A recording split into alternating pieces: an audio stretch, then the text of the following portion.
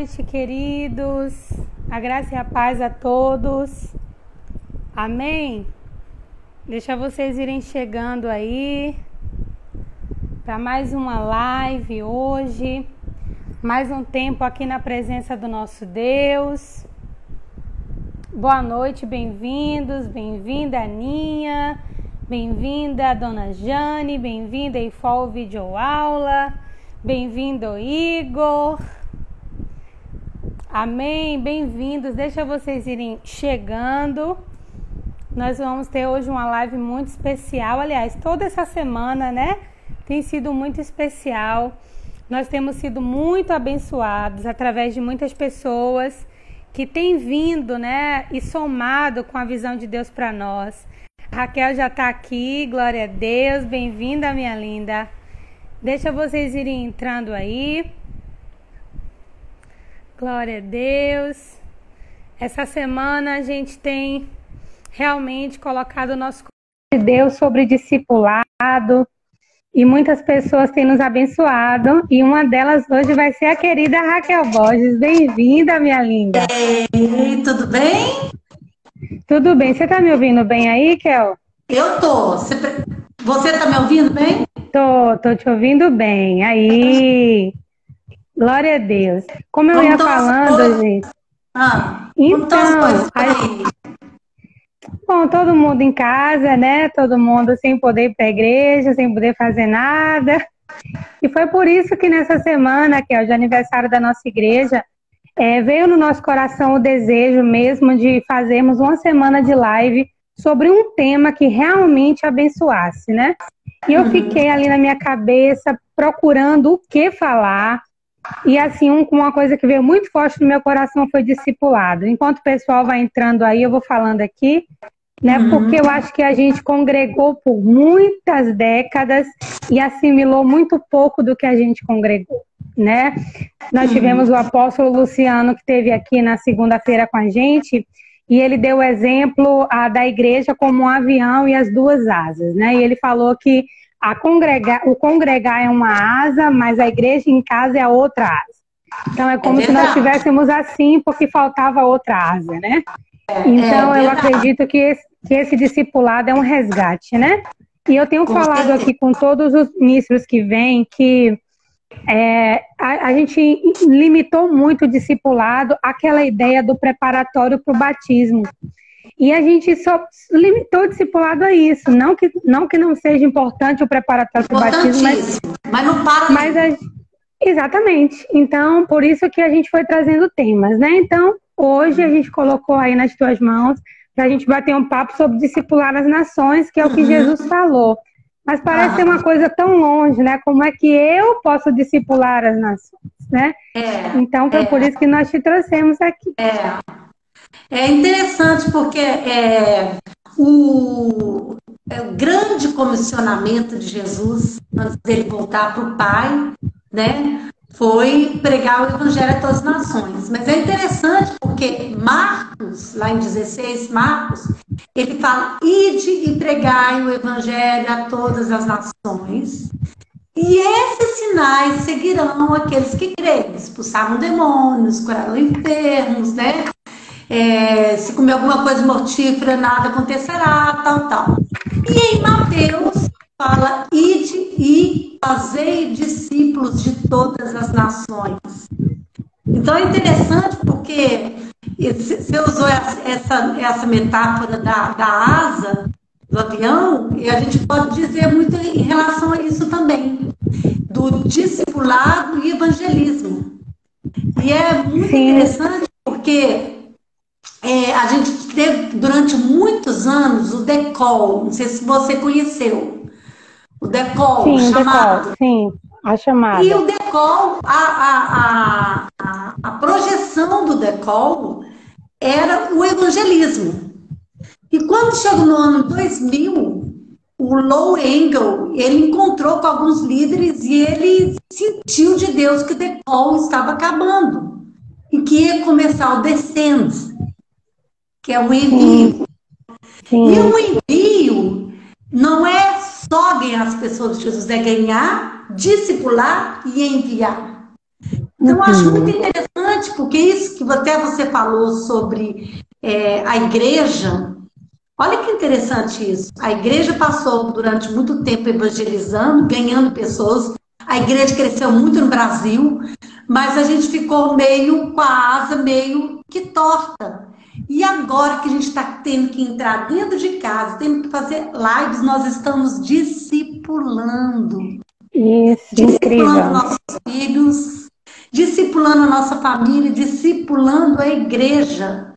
Porque a igreja Incrível. hoje, ela tem um discipulado muito mais amplo. E é interessante que eu pesquisei sobre a Jocum mesmo, né? O Loren. O Loren, quando ele tinha 20 anos, em 1956, ele saiu, ele estava fazendo escola na Assembleia, ele era da Assembleia, estava fazendo uma escola de teologia, e ele saiu com algumas pessoas para poder pregar o evangelho, e ele teve uma visão. E a visão dele era jovens como ondas cobrindo as nações. E aí ele começou ali muito sem experiência. E a primeira turma que ele saiu, que era 7 pessoas mais ou menos, eles tiveram problemas seríssimos. Porque as pessoas elas iam para um evangelismo numa praia em Havaí, e ele viu que eles iam com a motivação errada. Iam para namorar, para fazer turismo, menos pregar evangelho. E ali nasceu a ideia da ETED, que é a Escola Básica da Jocum. Qual que é a ideia? De onde foi que surgiu a ETED?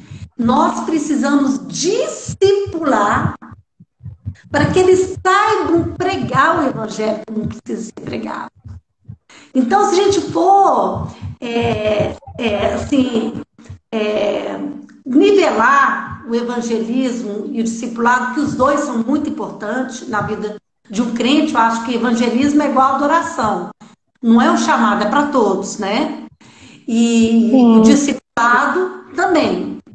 Mas é como se você fosse falar sobre o preço da conquista e o preço da manutenção, tá? Porque quando você evangeliza, você tem que pagar o preço. Mas depois que você ganha a pessoa, você precisa discipulá-la para que ela seja consolidada no reino. E muitas pessoas, elas acabam perdendo a semente no meio do caminho porque elas não são discipuladas. Então a gente compara isso muito ao namoro, tá? Né? O cara, quando ele está apaixonado pela mulher, né? E ele paga o preço, e ele compra rosas, e ele leva para jantar, e ele paga aquele preço, até o pedido de casamento. Mas depois que casa, tende a parar. E isso pode perder. Porque existe o preço da manutenção daquela conquista. Ele precisa continuar regando aquele preço que ele pagou. Então, eu creio que o discipulado, o evangelismo, o discipulado é exatamente isso. Quando você ganha a pessoa, você precisa continuar discipulando. Porque, olha, se próprio Jesus disse que quando você prega o evangelho, você saiba pregar o evangelho, os sinais seguem, ele está falando o seguinte, que quando você ora por um enfermo para ele ser curado, quando você ora por um milagre na vida da pessoa, ele está falando que aqueles são os sinais para que a pessoa possa permanecer. Mas o discipulado, ele é diferente. Ele não vem com sinais, ele vem com provas. A pessoa precisa passar por provas. Porque deixa eu anotar, minha irmã, só um minutinho. O discipulado não vem com sinais, vem com provas. Uau! Com provas. Por quê? Porque o evangelismo, a pessoa que ainda não viu Jesus, ela precisa de sinais, ela precisa do milagre. Então, o milagre é um sinal, tá? Sim. Agora, o discipulado, a pessoa, para ela se tornar filho, para ela crescer, para ela amadurecer, ela precisa passar pelo processo. Que aí ela vai consolidar o reino dentro dela. Porque o que Jesus fala? Né? Essa ideia de você, olha, vem, para o reino de Deus, que vai ser tudo maravilhoso, que um dia você vai chegar no céu, vai ter uma casa maravilhosa, uma mansão, ruas de ouro, e na verdade isso é tudo aqui dentro de nós. Isso é discipulado. É você construir essa mansão dentro de você. As ruas de ouro são os princípios do reino, né? Então, e eu acho muito interessante se a gente for ver desde a época de Jesus até hoje que a gente está, como que o discipulado tem mudado, tem abrangido. Jesus falou que nós faríamos obras maiores do que ele fez. Porque hoje a gente tem à nossa disposição muito mais recursos do que naquela época. Não é verdade? Ó, Jesus ele ia a pé. Ele ia a pé. E às vezes a cavalo. Era o máximo. Não existia avião. Muito menos carro. E hoje a gente tem à nossa disposição. Outro dia eu fiz live na Suíça. Outro dia eu fiz live na Espanha sem sair de casa. Então esse discipulado através dessa técnica que é maravilhoso. Você pode atravessar oceanos e outros povos, de outras línguas, porque Jesus falou que a gente deve discipular não só as nações, mas línguas, povos, ilhas e nações. Isso é muito interessante, porque às vezes a pessoa acha assim, eu preciso ter um chamado para uma nação. E às vezes o chamado para ela é para uma ilha. Ou às vezes o chamado dela é para uma etnia, ou para uma língua. Se for para uma etnia, quantas etnias a gente tem aqui no Brasil? Uau! Se for para uma língua, quantas línguas a gente tem aqui no Brasil? Quantas colônias a gente tem aqui no Brasil? Então parece que esse recurso que a gente tem hoje, parece que está clareando, focando a nossa visão. Né? Se falava assim, aí eu sinto que eu tenho um chamado para a Índia. Aí você ia para a Índia, para qualquer país, e ali era o seu chamado. Hoje não. Hoje você pode saber qual lugar específico Deus te tem. Eu quero ir para a Índia, numa ilha, onde tem pescadores, onde tem isso. Parece que vai... Uma visão bem afunilada, né, Kel? Bem afunilada e bem clara. E esse recurso hoje, eu lembro que teve um tempo atrás que se pregava que os discipulados, o pregar seria de cultura para cultura. Ou seja, a minha cultura brasileira, eu ia usar a minha cultura para pregar em outra cultura, né? Então é muito interessante como que as coisas elas têm, como existe uma riqueza hoje no discipulado, né? A outra coisa que eu acho muito interessante em relação ao discipulado é que ela está condicionada ao seu dom. Você sabia disso? Ela está condicionada ao seu dom. Por exemplo, eu sou uma pessoa de muito mais uma liderança influenciadora do que ensinadora. Ou seja, eu tenho mais facilidade de discipular nos relacionamentos do que sentar e ensinar. Você entende o que quer dizer? Entendo. Tem pessoas que elas são mais ensinadoras, é o dom dela. É até facilidade de sentar, vem cá que eu vou te ensinar isso, isso e aquilo. Você vai ler esse livro, vai fazer resumo, né? Eu não, eu sei que meu dom é relacionamento. Então, para mim discipular uma pessoa, ela precisa andar comigo. Eu preciso levar para tomar um cafezinho. E aquela conversa, ela vai fluir. Eu vou puxar a linha, eu vou trabalhar na confiança.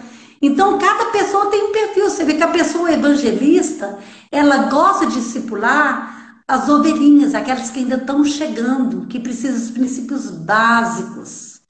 Então, isso é uma coisa assim, muito interessante também, da gente respeitar o nosso dom na hora da gente discipular, porque vai ser muito mais fácil, mais prazeroso.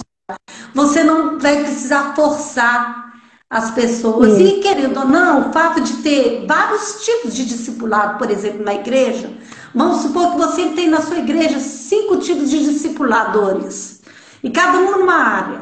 Uma pessoa, ela discipula através da música, outra através do ensino, outra através do relacionamento. Se você faz isso, você vai trabalhar na multiforme sabedoria de Deus dentro da igreja. E a igreja vai crescer saudável. A pessoa vai se sentir compatibilidade, ela vai sentir a vontade com aquele discipulado, porque vai Nossa, é muito profundo você poder usar os ministérios, né, como uma ferramenta de discipulado para aquela tribo. Exatamente. Né? Então, por exemplo, a minha equipe de louvor focar nisso, né? Isso. Eu tenho o pessoal de família foca em família.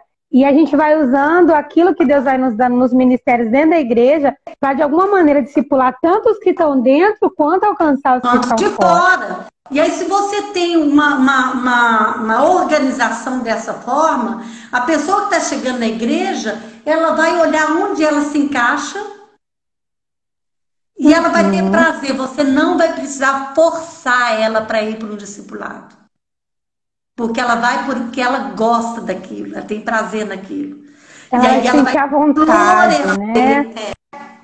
Aí ela vai florescer naquele dom. Né? Isso aí é muito interessante.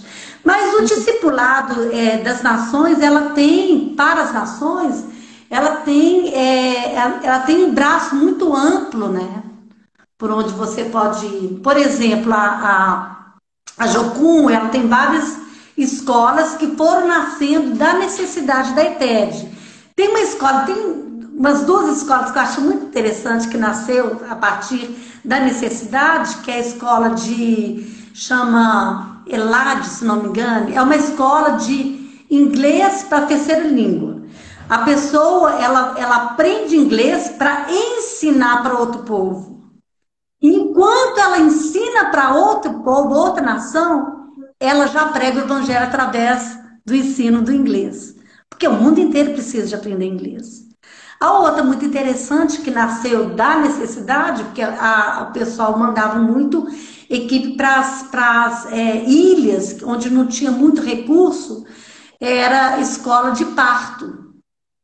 Elas aprendiam a fazer parto. Enquanto elas iam fazer evangelismo, sempre tinha alguém que precisava de parto, elas iam fazer parto, enquanto isso pregavam o evangelho. Então acaba atraindo o quê? Os médicos. Como inglês, professor de inglês. Então existe essa abertura para que você possa usar o seu dom para discipular a nação. Tá certo, né? Sim, é o certo. É porque assim, se a gente for olhar da maneira tradicional, a igreja trabalhava preparando missionários para enviar. Eu acredito que isso ainda vai continuar por muitos e muitos anos, né? Mas eu acredito que alguma coisa está mudando, né? Ontem eu estava comentando com o Igor aqui na cama, antes de dormir, que eu sinto que vem não é uma nova igreja no sentido de que a gente vai receber alguma coisa nova, mas que a gente vai despertar para o que já temos, né? Eu sinto que Deus quer fazer esse discipulado para as nações de uma outra forma. Essa semana, na verdade, hoje eu dei o sim, mas esses últimos dias eu fui convidada para fazer parte de uma torre de oração internacional, com vários pastores de vários lugares do mundo, 24/7, cada hora entra uma nação clamando pela sua nação e pelo mundo inteiro. E ali, de repente, como você falou, em fração de segundos, a gente estava em contato com várias nações do mundo.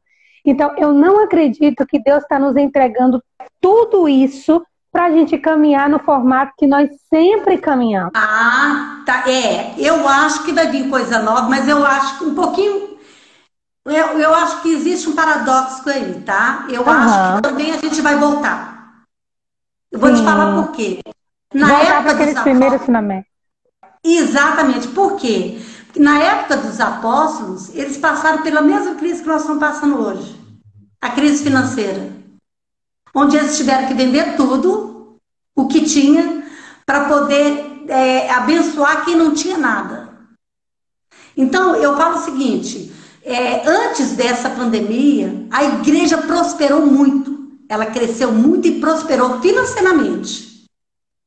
E agora nós vamos passar por escassez. Quem é que vai ter condição de ajudar a nação? A igreja. A igreja. Eu creio que agora a igreja tem que entender isso. Que ela não cresceu para se autoabastecer, não. Ela cresceu para este tempo. Para ajudar os pobres, a sociedade. Parece coisa boba, mas essa atitude da igreja aqui em Curitiba está acontecendo isso. A prefeitura chamou todas as igrejas para ajudar a distribuir cestas básicas e o Vault Corona, Vault Covid, né? Uhum. Então, os governos, eles estão vendo na igreja uma possibilidade de diminuir a tragédia econômica, tá? Então, parece coisa boba, mas essa questão de distribuir cestas básicas, ajudar o pobre, isso é função da igreja, sim. E nós vamos fazer diferença. Sabe o que vai acontecer na hora que isso tudo acabar? Na hora que a gente não vai voltar ao normal, a gente vai voltar aos fundamentos da época dos apóstolos. E a gente vai ver que a igreja está maior do que antes. Sabe por quê? Estamos sendo perseguidos. Estamos sendo perseguidos moralmente. Existe uma perseguição. Existe um ódio. Como Mateus diz que existiriam tempos que nós seríamos perseguidos com ódio porque nós seguimos a Deus. Esse ódio já existe. Mas esse ódio, sabe de onde que vem? De pessoas que estão feridas, pessoas sem paternidade, pessoas que não tiveram experiência com o pai. E nós vamos curar nações. Eu estou com muita expectativa. Eu acho que quando acabar, a gente não vai ser o mesmo. Eu acho que a igreja, ela quebrou muros. A gente não tem mais cercas. Nós estamos funcionando como uma igreja orgânica. Muitos cultos online vão continuar, vai ter presencial e vai continuar online. E nós precisamos entender o nosso tempo de dar ao pobre, de dar ao necessitado, não só espiritualmente, não só emocionalmente, mas financeiramente. E a gente tem que enxergar isso como um privilégio. Nós não temos essa obrigação, nós temos essa missão. É um privilégio. Se a gente entender esse tempo, nós vamos glorificar a Deus. Deus vai ser exaltado. Eu tenho falado isso com muitas igrejas. Olha, vocês prosperaram financeiramente, não foi à toa, foi para este tempo. Foi para este tempo. E assim, eu vou ser bem sincera contigo e as pessoas que estão nos assistindo aqui. Pouquíssimas igrejas vão conseguir manter o mesmo padrão, mesmo depois do fim da pandemia. Por quê? Porque mesmo que a gente autorize voltar os cultos, uma igreja que cabe 1.000 membros, suponhamos assim, ela vai receber no máximo 150, 200 membros por causa da distância. Então, a igreja não tem como ser como antes, aqueles cultos nossos lotar. Eu creio que esse momento um dia Deus permita que chegue, mas assim, eu vai acredito chegar, que tem uma estrada até lá. Fora Entendeu? que existe o medo também, independente da flexibilização, do cuidado, tem pessoas que elas estão com medo, elas vão levar um tempo para poder relaxar. E é tudo muito incerto ainda, né? Se o negócio pega de novo, se não pega, está tudo muito incerto. Então, então, muitas igrejas elas vão ter que abrir mão da sua estrutura econômica, não tem para onde correr. É uma coisa que não tem como. Por exemplo, a igreja que ela tem um prédio alugado, ela vai ter que entregar esse prédio. Porque ela não vai ter condição de manter esse prédio.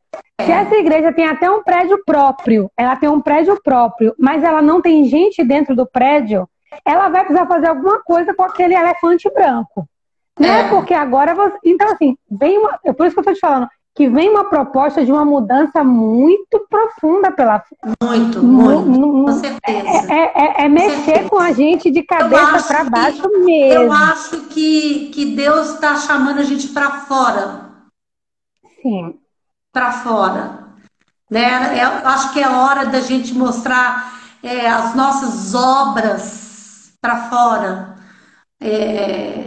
o amor, né? Não ficar mais em quatro paredes. Eu acho que talvez a gente vai continuar, mas não vai ser mais a ênfase.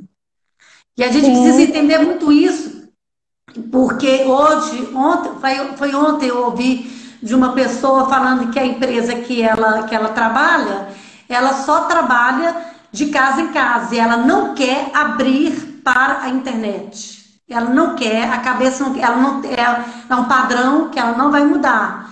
E aí essa pessoa fala assim, eu estou me preparando porque eu não posso ficar nessa empresa, porque ela não tem futuro. Não Uma tem. empresa que não se molda, não se deixa adaptar às necessidades, ela não vai ficar, né? Então eu acho assim, a gente está deixando de ser uma igreja de quatro paredes para ser uma igreja só, uma igreja, Uau. né? E é isso mesmo. Eu acho que a gente tem que olhar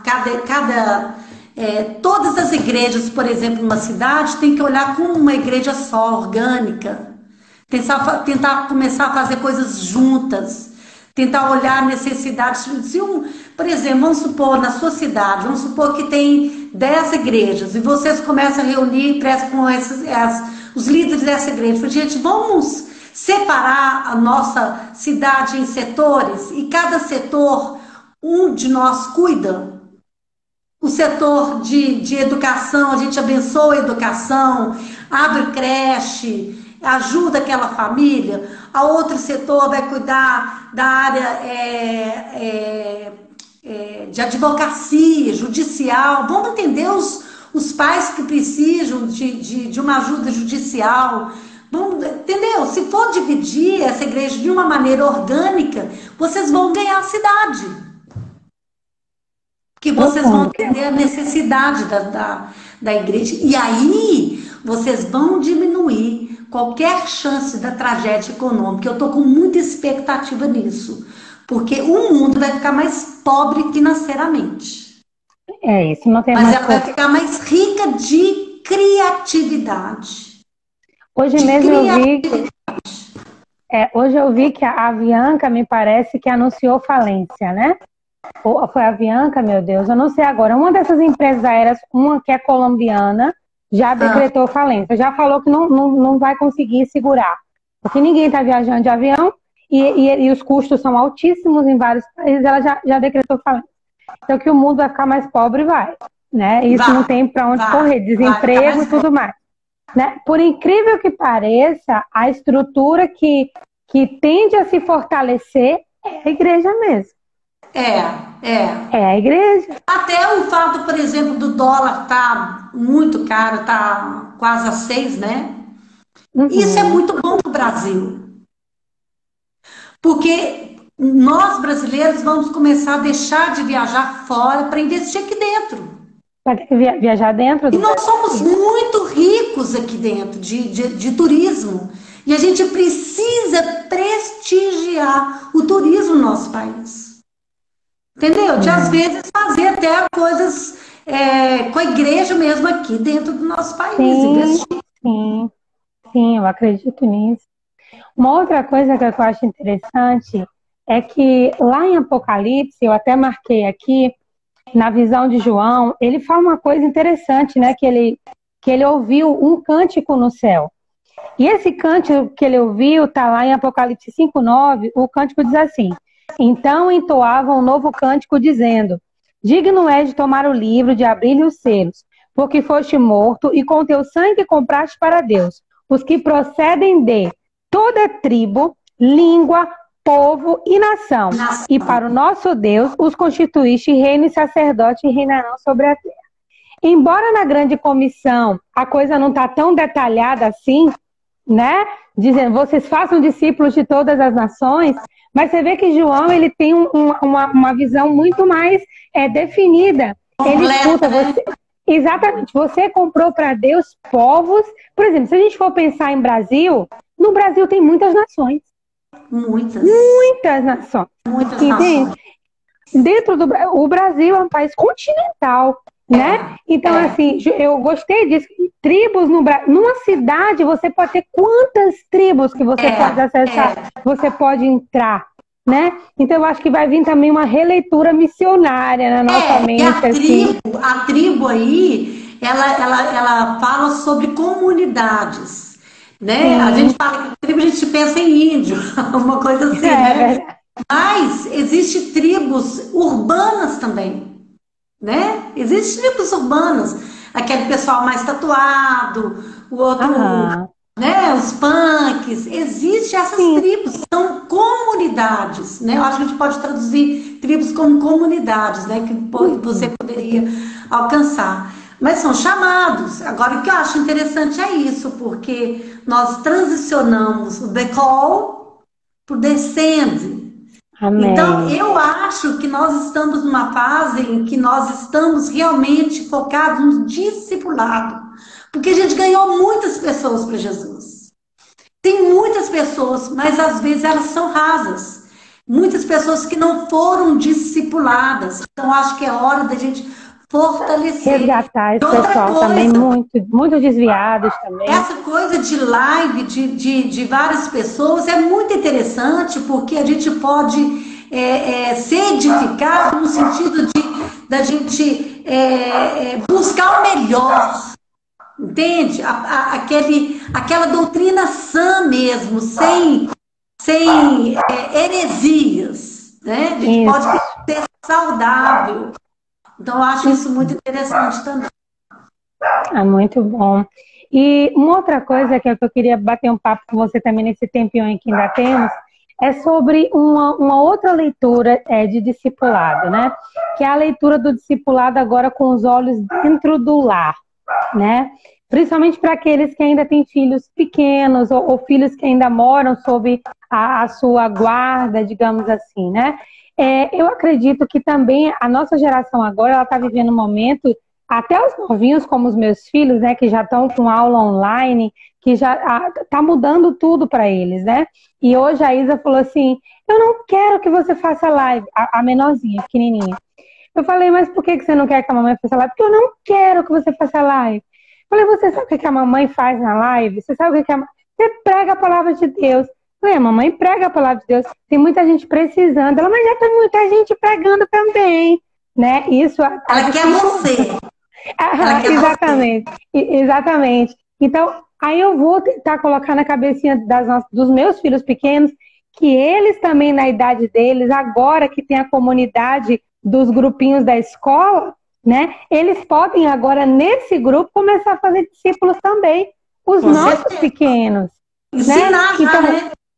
Isso, eu acredito que agora a gente vai ter um novo olhar, começar a fazer discipulado nas nações a partir de mim, porque a partir da minha casa, essa palavra pode chegar em muitos lugares.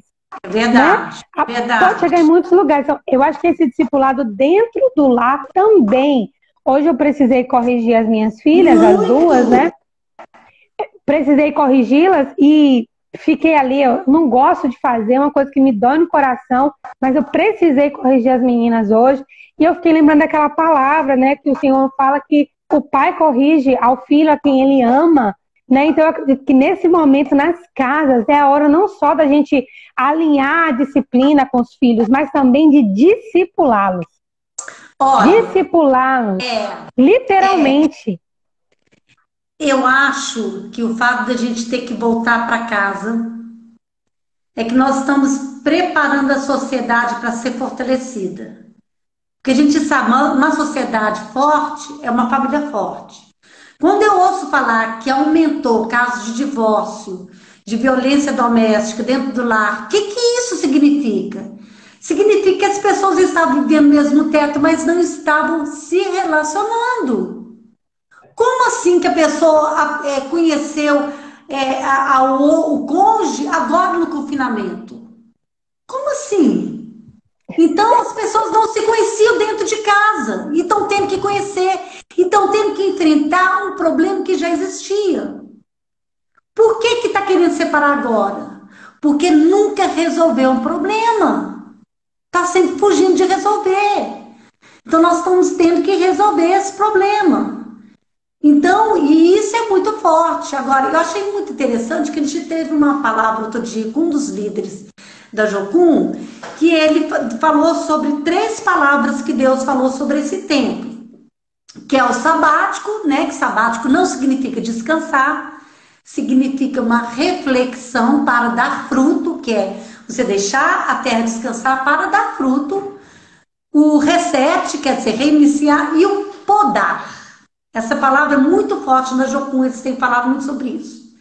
Então, é muito interessante o negócio de podar, porque ele fala o seguinte, que ele na verdade, ele teve que lidar com isso, e ele fala que quando uma árvore frutífera, por exemplo, começa a dar frutos pequenos, significa que está na hora de podar as árvores. Por quê? Quando você poda a árvore, você fortifica a raiz da árvore. Eu não sabia disso, eu não entendo nada disso. Então, o que significa podar? Esse tempo é um tempo em que você precisa refletir e ver o que você precisa tirar da sua vida, tá? Mas ele fala uma coisa muito interessante também. Quando você poda, você fortalece a raiz e fortalece os frutos.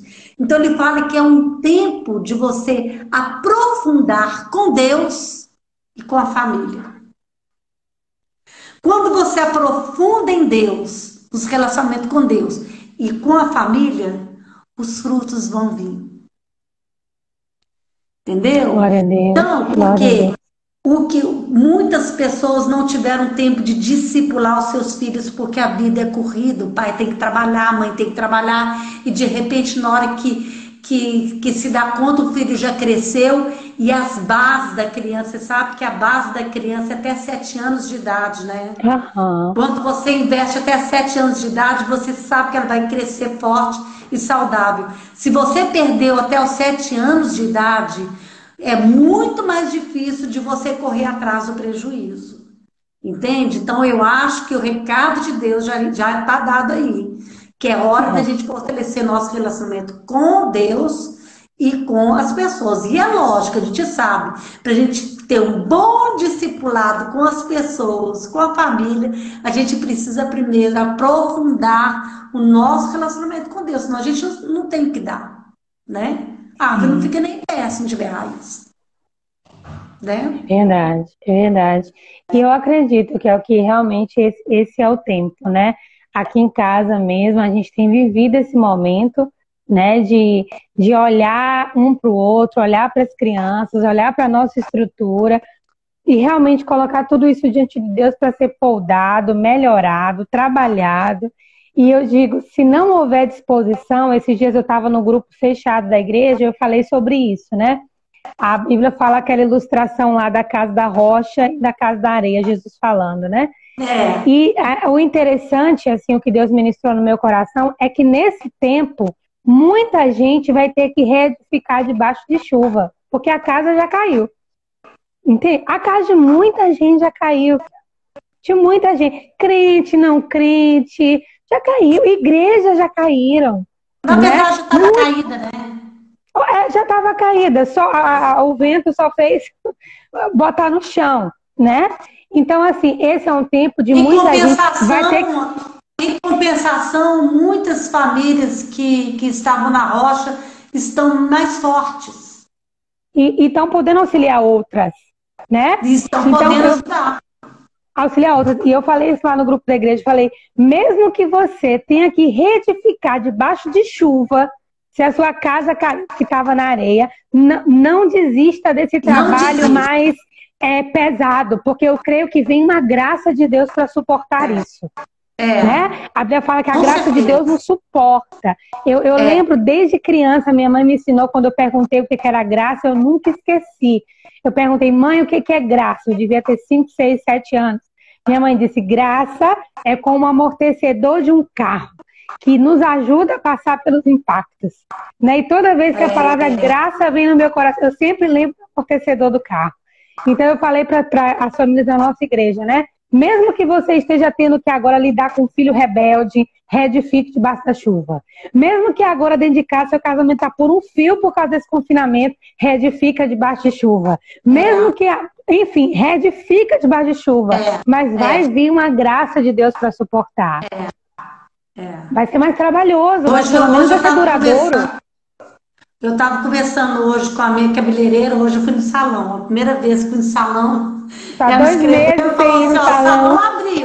salão abriu, marca lá, eu marquei, fui lá e ela falou assim, falei, Kel, eu nunca estive tão bem na minha vida com menos dinheiro. Porque eu percebi que eu consigo pagar as contas, que eu não preciso de luxo para ser feliz, porque eu estou muito mais forte no meu relacionamento com meu marido. Nós temos paz. Eu achava que a gente não estava bem e eu tive que ficar junto e eu vi que a gente está muito bem. E eu percebi que não existe nada melhor do que a paz. Né? E a gente, Aleluia. querendo ou não, tá muita gente reavaliando os valores, né? Por que ter mais dinheiro, né? Eu quero ter mais dinheiro, quero ficar mais rico, mas por quê? O negócio é o Pra- propósito, é por quê? É para quê? Por que que você quer? Você quer ter um carro melhor, mas para que você quer um carro melhor? E no final das contas, ninguém está usando nem carro, né? Pois é. Os carros tá tudo Mas é escaro. interessante essa reavaliação dos valores, porque, por exemplo, se ela agora começar a ganhar muito dinheiro, ela vai procurar um propósito, né? Ou ela vai ajudar É, alguém, alguma coisa no reino, né? Mas ela vai saber que o fim não é o dinheiro em si, não é o luxo, né? sim, Mas é a paz. é A paz mesmo. verdade. É verdade. Para a gente terminar, que pode dar tempo para eu salvar a live aqui no Perdeu, onde a gente teve a live com o Evandro aí da Jocum, só que a gente se empolgou aqui e estava faltando poucos segundos, eu não consegui salvar, mas hoje eu Ai, quero salvar em nome de Jesus. Né? Eu queria só que você deixasse uma palavra para nossa igreja, que está completando 3 aninhos, né? Eu sei que vem uma nova fase aí e nós queremos pegar o coração de Deus para esse tempo. A gente não amém, quer ficar amém. dando tiro à toa. Eu falei com o Igor hoje, assim, eu falei, sabe o que eu quero que Deus nos dê? Deus nos dê a planta do tabernáculo, igual Deus deu a Noé, Amém. assim, a planta da Amém. arca. Eu não quero Amém. eu não quero uma ideia, eu quero uma planta, sabe? Esse tem sido o clamor do meu coração. Né? E eu acredito que é isso que Deus quer nos entregar, uma planta, um direcionamento, né? Amém. Manancial, né? Isso, Então, eu quero manancial. deixar essa palavra para manancial, lembrar o que é manancial. Manancial é aquela água escondida de onde procede toda a vida, né? Uau. E 3 anos, a Bíblia fala sobre plantar, semear, plantar e colher, né? E fala para você deixar 3 anos, durante esses 3 anos, deixa a terra descansar aí no quarto, então você vai poder aproveitar dos frutos, né? Eu espero que cada um possa saber que esse tempo não é um tempo perdido. Ninguém perde tempo, é o que você faz desse tempo. Se você está investindo na sua família, nos seus filhos, em Deus, você não está perdendo tempo, você está ganhando tempo, você está investindo nesse manancial, né? E os frutos dessa igreja, desse projeto, deixa com Deus. Importante que cada um da igreja faça a sua parte de manter com Deus e os frutos vão vir dele. Em Amém? nome de Deus abençoe Jesus, você. amém. Amém. Brigadão, viu, Kel? Beijo no Pastor Cote. E que Deus Amém. permita a gente estar junto em breve, em algum Pois momento. é, se Deus quiser. Um beijo para Beijo, você. obrigada, minha linda. Tchau. Glória a Deus, queridos, glória a Deus, obrigada pela presença de todos. Hoje eu vou correr para encerrar aqui para tentar não perder. E amanhã a gente está de volta com a pastora Lilian Pettini, lá da Manancial Rio, falando sobre o coração do discípulo. Vai ser bênção, amo vocês em Cristo, ó, e fica na paz.